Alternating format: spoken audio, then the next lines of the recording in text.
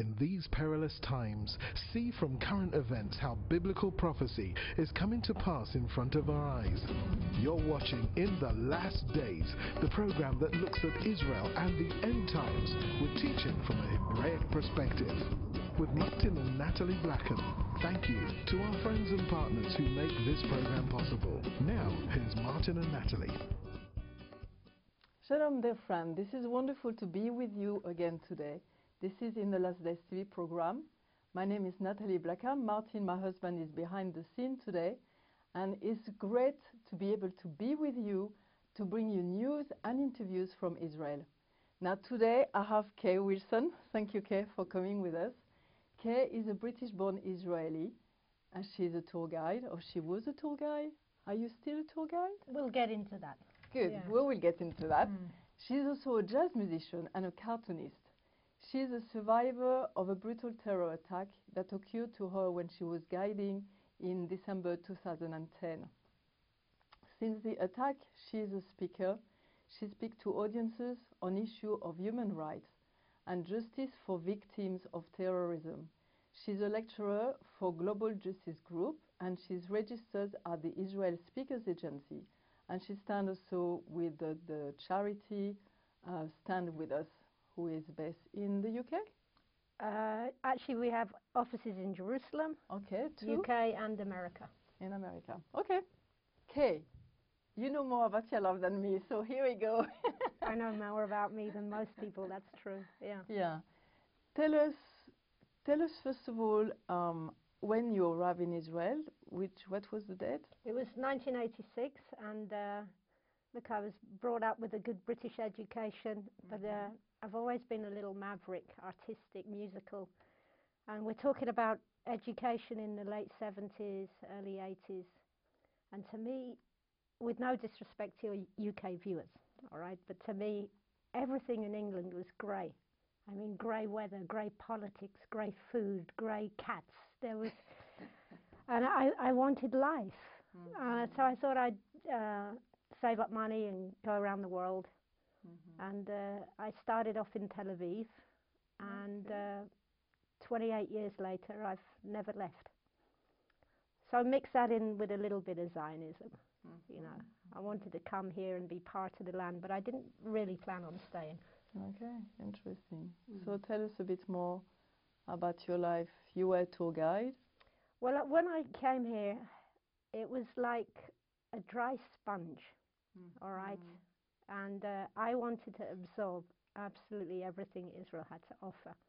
And that's, I mean, you get to Tel Aviv, and suddenly, if you compare it with the British upbringing, which is, once again, it's all good things in their own right. But I suddenly found that my opinion was valued. I could talk, I could debate, I could play pioneer. I was digging the fields and planting avocado trees and all that kind of stuff. So what I wanted to do was do as many jobs as possible, but without ever finding myself sitting in an office. Okay. So that's what I did. I worked on a little kibbutz, had a shop in Jaffa, Tel Aviv. I was a motorbike rider for, I won't say the company, you know, career rider. I trained dogs. I'm a jazz pianist, played in hotel bars and stuff. And in 2006, I decided to take out a license or study to become an Israeli tour guide, because I wanted to impart to tourists what an amazing country Israel is. Very interesting. And I know it's a tough course, isn't it? It's 2 years, the tourist. It is tough, but it was very invigorating. I mean, I did mine in Hebrew in Tel Aviv. Okay. And once again, that was a bit eye-opening, because I'd never studied in Israel. And so in England, you sit there and you write down everything the teacher says. And here the lecturer will say something, and suddenly you have 35 opinions. And everyone's contesting. And I mean, I loved it. I loved every minute. But it was hard, but very rewarding. So after that? Well, after that, I decided I wanted to specialize in an area, because there are quite a few guides, and I wanted to guide Christians, and I wanted to specialize in the time of the Second Temple, or the first century, which also included, of course, the whole period of the New Testament and the life of Jesus of Nazareth, And by doing that, I wanted to put really Jesus of Nazareth back in his Jewish context.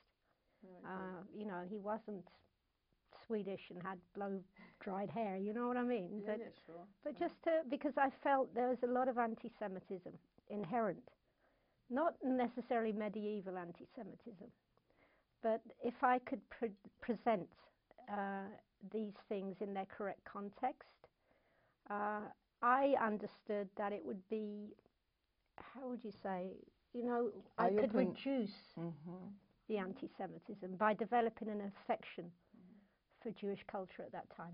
Very interesting, because I mean we've lived now for 4.5 years here, and the same we've learned in the land, and more we can see that is like layers and layers and layers of anti-Semitism in the Christian church that you have to take away, and you have to be sensitive how to bring it for the people to be able to almost see it, almost making that they can see themselves. So it's not you who are giving them, you are like opening their eyes, and it's them who have after to make the decision. But it's not that classic anti-Semitism. You No, know, it's like the right. Pharisees are all bad, and our Torah is now, you know, and this is, it starts with that, reducing and minimalizing Jewish heritage, Yes, you're right. belittling Jewish groups, you know, and it's very subtle. But our former Prime Minister, Yitzhak Shamir, you know what he said about anti-Semitism? He said, it's in their mother's milk.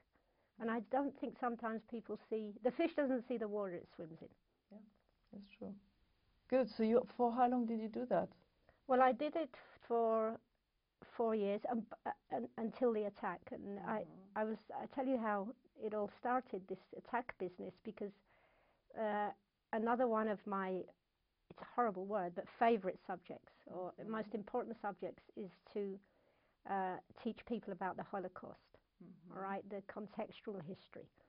How could the most enlightened nation on the face of the earth at that time, how could that nation facilitate the mass industrial murder of 6 million people, all right? And these kind of things don't happen overnight. So I was asked by a Christian Anglican priest who resides in Jerusalem, Reverend David Pileggi. He does education tours about the Holocaust, and he asked me to join in and do a little bit of guiding. And I've always wanted to see these horrendous sites. So in August 2010, I joined the tour to help guide. And it's there that I met the late Christine Lucan. Okay. And so, I mean, like about this Holocaust thing. So, did you go to Poland? Did you? Yeah, I went to all the death camps. Obviously, we need to separate from concentration camps and death camps. Death camps were all in secret. Concentration camps were exposed. You know, little things like this where they're all merged in. So we went to every single death camp. Visited some of the previous Jewish ghettos. Some of it was a little surreal. We ended up in Krakow, and there, of course, was Schindler's factory. But what struck me was that people were standing in line to see where the movie was filmed. You see, rather than, and I wonder, wow, I mean, it's a little weird, you know, that Hollywood gets the major attention rather than, yeah. Because I think people don't fathom this. They still haven't understand the Holocaust. I think there is few people, when they start to dig into the things, you start to understand the monstrosity of it. So how did you know Christine? I mean, because of these things, did she want to come after in Israel? Did you meet her in Poland? I met her on the trip. She was part of the tour. And look, there were several wonderful people on that tour, but Christine struck me. You know, there was something very interesting about her. And the most remarkable thing is, and especially when people hear the story, is I remember shoving people, well, not shoving, helping them back to the bus after we'd been to Sobibor death camp, which is in the forest, you know, it's hidden. And Christine Lucan is missing. So I actually walked back. I don't know if you've been there, Natalie. I walked back through the forest, you know, it's all these trees, pine trees. I walked back.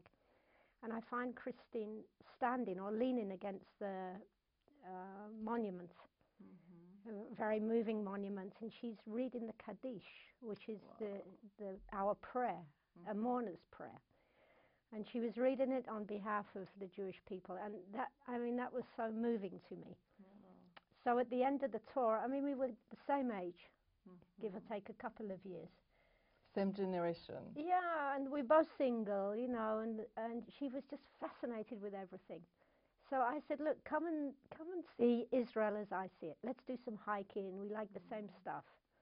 So she came over for 4 days in December, and she was murdered on the second day.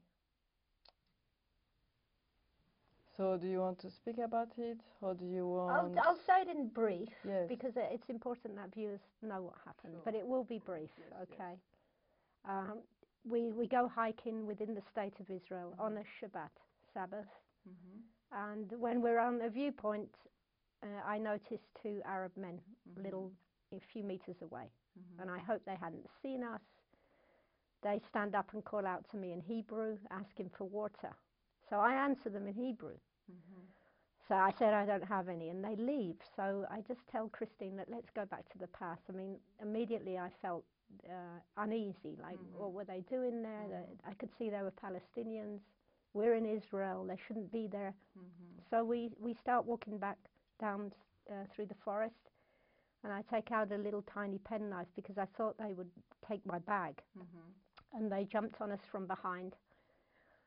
One, I managed to stab one very lightly, which is important later on, but they hold us at knife point for half an hour. I'm trying to negotiate, take my car keys, I'm a tour guide, all this kind of stuff. They're making phone calls, and I know a little Arabic, and they're trying to set up somebody with a car. So I think we're going to be kidnapped, which is the most dreadful thought. And really after half an hour, they tell me to take off my shoes. They remove my laces. They take off my Star of David. They bind our hands behind my back. They gag us with Christine's fleece. And I'm waiting to be pushed through the forest to the car. And instead, one pushes me on my knees. I hear the Islamic creed, Allahu Akbar, and I find myself laying bound and gagged on my side on the forest ground. And this man is plunging his machete into me, and he's breaking bones. And I can see Christine two meters away, and the other guy is just hacking at her, chopping her up. And it's a very significant moment. There's 3 prayers, such a cosmic moment. They're saying Allahu Akbar, Christine is crying, Jesus help me. And I realize I'm going to die, so I say Shema Israel, Hear O Israel. And I don't know where I got the idea, but I thought, if I can play dead, I'm praying, God, give me one more chance, please, let me live. So I make a moral choice, because people die with their eyes open, and I'm watching my friend being butchered.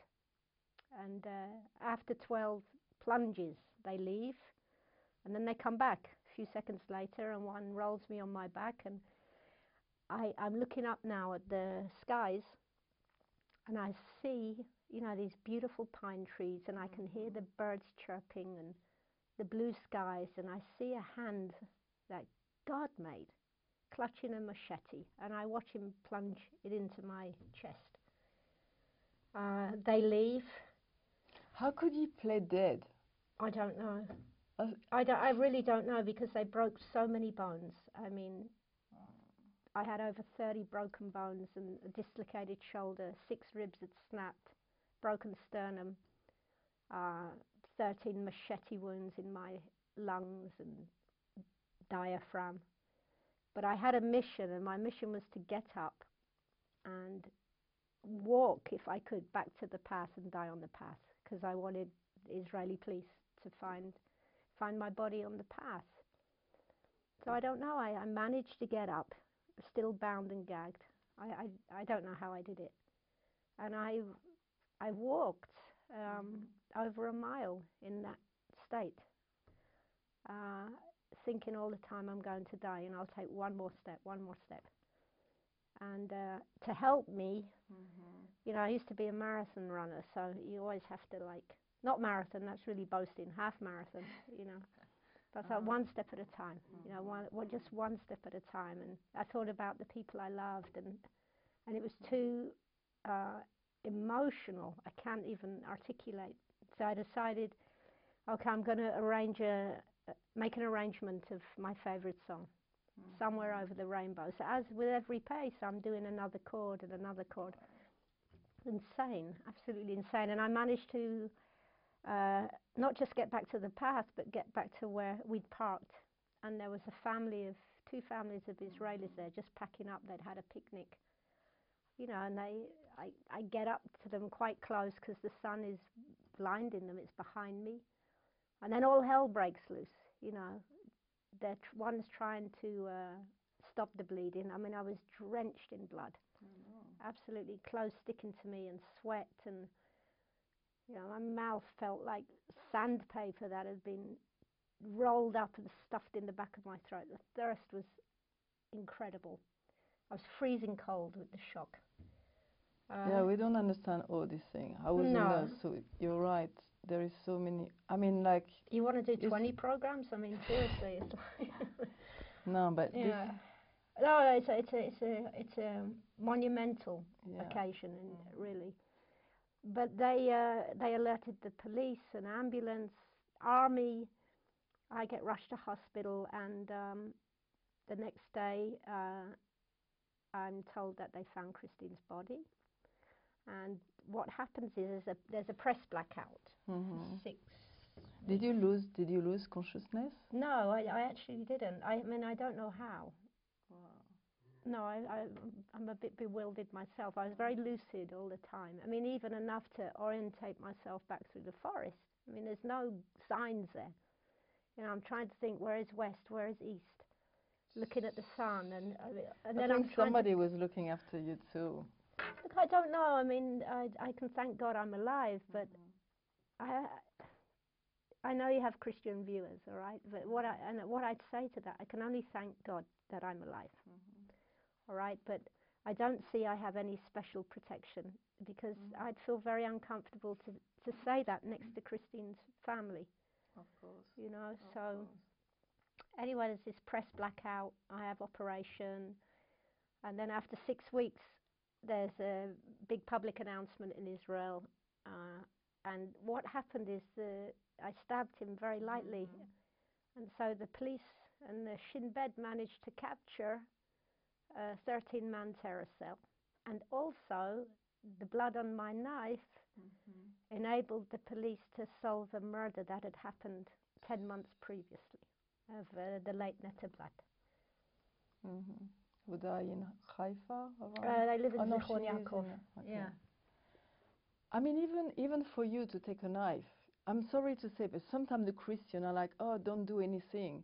But because you were courageous enough even to stab him, do you understand? Again, I try to think there is... Like, am I supposed to just lay there and say, okay, stab me? What do you mean? No, I know. But like sometimes we have this, and I'm sorry to say, but like the Christians said, just, I'm here, just kill me. Or, do you understand what I mean? Let me tell you something, okay? I work with Christians, and I respect, met many lovely people, all right?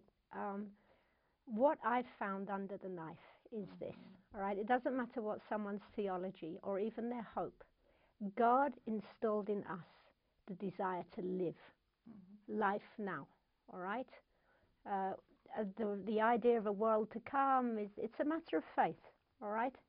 But we have been in birth with a desire to live, and I don't know anybody, when the moment comes, I don't know anybody who really wants to die. Unless I've been somebody in my situation. Okay, we want to live. Sure. So when you're in that kind of, you know, I, as much as I understood it, I had a few seconds to come to terms that I'm 46 years old and my life is coming to an end. We are born to live, not to die. Thank you. What do I say? It's not my pleasure, but it's my privilege, you know. Exactly, because people need to know all these kind of things. Okay, because of what happened in your life, obviously this was just terrible, and you need to have a time to be able to, I don't know if you can say chew, you can't chew this kind of thing. You have to your body needs to and your mind needs to go through it like it happens to me, almost like almost all your cells need to realize these things and have to go on to something else. Now you are doing amazing thing. You are speaking to people. Yeah, but let me rudely interrupt you Yeah. on the camera, all right? And it's not like there's closure, all right? It's not like I've been in a little murder attack and now it's all... No, and I don't want closure because I think we should burn with justice, all right, and righteousness and compassion and mercy. So it's not a linear event, right? There was a murder attack and now 3 years later, right? It's not like that. So I've understood that it doesn't have to define me. I mean, there's more to me than being stabbed. Sure. Really, there's a lot more to me than being stabbed. You are okay. Yeah, I mean, for the good and for the bad, but there's a lot more to, you know, and I will not say I'm a victim. I was a victim of an attack. But the process is this. I don't ask, why did it happen? I mean, and I find there's a difference between Jewish and Christian audiences, if I can generalize, all right? Christians may say, why did these bad things happen to me? And Jewish, we say, why did it happen to us? You know, but the question about why is irrelevant. It's a non sequitur. Why did it happen? Why not? Why? It happens to other people sometimes. But the best answer I have to why did it happen, you know, in Hebrew we say kacha, because. There doesn't have to be a reason. So the question why, and also, by the way, Natalie, I'm not so special that it's all about me. You know what I mean? There's other people on this earth. There's generations who've gone before us. So it's not all about me. The question that I need to ask myself, and I continue to ask myself, is how? How do I incorporate something so cosmic? You know, it's so sacred what happened. How do I incorporate that into my life without it consuming me? And the other side of the how is, how, and I saw this in court because I had to face them. And I remember looking at these people and thinking, how can two people who were once little boys, how can they with such banality, slaughter, hack, chop two innocent women for one reason, that they thought we were both Jewish? Okay, how can that happen? How can somebody's soul get to such a dark, non-feeling point? And how do I not deny that it happened, but how do I absorb it into me? Incorporate it, that's the word. Your English is better than my French, I gotta say. After many years, you know. Yeah.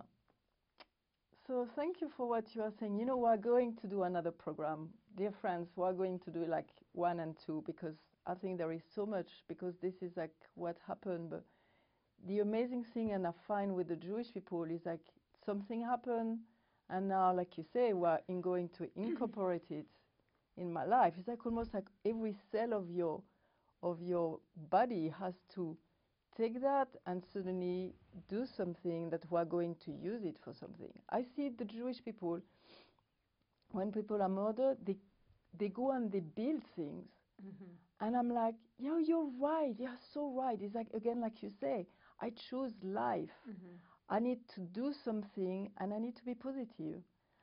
We are living in here and we're like going also through few trouble, not like yours, but like troubles. And it's like we are learning from you. You are so courageous and you are an example. And I want you, viewers, you know, sometimes we have mountains, but they are not really mountains. It's like sometimes molehills. And we need to go. We need to be like survivors. We don't need to be victims in our lives. And I think we want to tell you all these things. Kay, again, thank you for coming. We'll carry on next week. We will carry on next week to go further with you. Thank you for coming, and have the courage even to speak about it, because I know it's not nice. My privilege. And viewers, we love you. We are so privileged to be able to bring you some stories from Israel, what's happening here, how are the people, how do they live, how they survive, and how they are building Israel day by day. So we leave you with this story, and we'll carry on next week, and we just send you some blessing from Israel. Bye from now.